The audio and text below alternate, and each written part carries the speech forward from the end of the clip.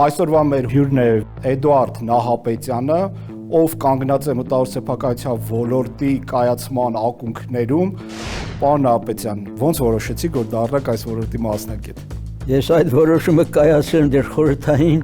միության ժամանակ։ Մուտք գործեցի այս ոլորտ եւ մինչեւ այսօր արդեն 51 տարի է այս ոլորտում։ Կեսդար, պարոն Նահապետյան։ Կեսդար։ Ինչ պետք է լինի, որ գաղափարը դառնա գյուտ եւ արտոնագրվի։ Չգիտի ինչն է իսկապես իրականում գյուտի էությունը, որը կարող է նրան իրավական պաշտպանություն տալ։